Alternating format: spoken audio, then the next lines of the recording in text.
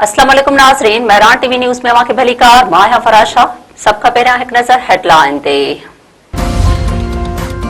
सऊदीअ जे गादी वारे हंधि रियाज़ में 2 ड्रोन अमरीकी सिफ़ारतखाने सां टकराइजी विया। सिफ़ारतखाने खे बाहि वकोड़े वई। सऊदी हुकूमत पारां ड्रोन हमलनि जी तस्दीक। 8 ड्रोन मारे किराइण जी दावा। रियाज़ इंतज़ामिया मूजिबि ईरान मां ईंदड़ मीज़ाइल ऐं ड्रोन जो मुक़ाबिलो करे रहिया आहियूं। ट्रंप पारां मारिजी वियल अमरीकी फ़ौजियुनि जो बदिले वठण जो ऐलान। ईरान ख़िलाफ़ सख़्त कार्रवाई जो इशारो। अमरीकी सेनेट काम जे अमलदार चयो आहे त ईरान जे हमलनि में 6 अमरीकी फ़ौजी ऐं 18 ॼणा ज़ख़्मी थिया आहिनि। 3 जहाज़ कुवैत में किरी तबाह थियण जी तस्दीक। दावा कई पई वञे त ख़लीज में मौजूद ईरानी जहाज़नि खे तबाह कयो वियो आहे।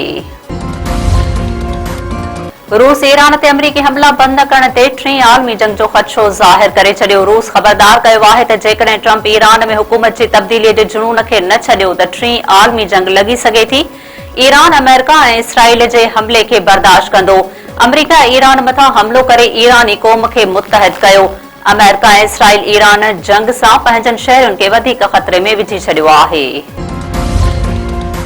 अमरीका दुनिया जी 14 मुल्कनि मां पंहिंजे शहरुनि खे फौरी तौर ते निकिरण जो हुकुम ॾेई छडि॒यो। अमरीकी परडे॒ही खाते विच ओभर वारनि मुल्कनि बहरीन, मिस्र, ईरान, इराक, इसराइल, ग़ज़ा, उर्दन, कुवैत, लबनान, अमान, कतर, सऊदी अरब, शाम ऐं गडि॒यल अरब इमारात मां अमरीकी शहरुनि खे ॿाहिरि निकिरण जी हिदायत करे छॾी। पाकिस्तान स्टॉक एक्सचेंज में तेज़ीअ सां वाध-वाध डॉलर जे क़दर में बि घटिताई रिकॉर्ड। स्टॉक एक्सचेंज में 1,56,000 जी हद बहाल। डॉलर सस्तो थी वियो। कारोबारी हफ़्ते जे ॿिए ॾींहं ते वापार जी शुरूआत में इंडेक्स 4,000 पॉइंट्स जी वाध-वाध 1,56,106 पॉइंट्स जी सतह ते पहुची वियो।